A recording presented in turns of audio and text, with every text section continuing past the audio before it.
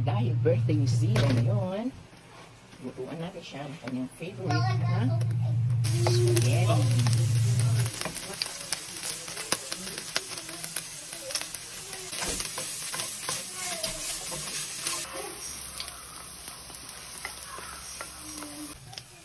Sunod ang sibuyas.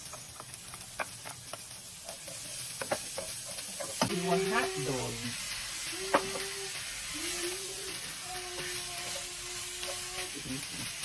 Ito natin siguro yung konting mantika. Habang niluluto natin itong ating mga risado, magpapakulo na tayo ng tubig para sa pasta. Hintayin natin siyang kumipor yung ating spaghetti sauce.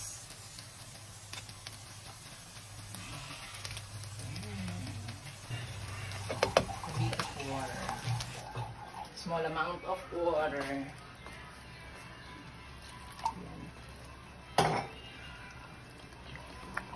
Pulo na siya. Now we are pouring some all-purpose cream. Oh, yan pala sikreto mo. Para masarap. What's next? What's next is condensed milk. Lalagyan mo ng gatas. Huwag naman mo sobrang madami. Ngayong araw tayo birthday niya. Kaya makikisalo tayo sa akin. Hindi tayo gagamit ng black pepper but white pepper. At lagyan natin ng salt. Tikman natin. Perfect. Yung kanyang alat. Yung kanyang tamis. At dahil kumukulo na ito, lagay tayo ng konting mantika para hindi siya magdidikit-dikit. Ayan.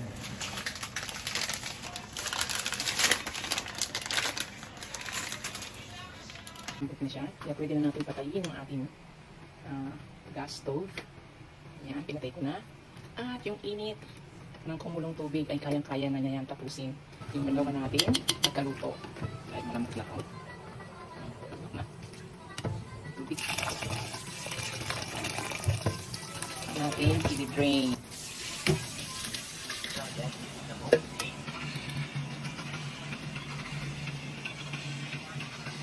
Look.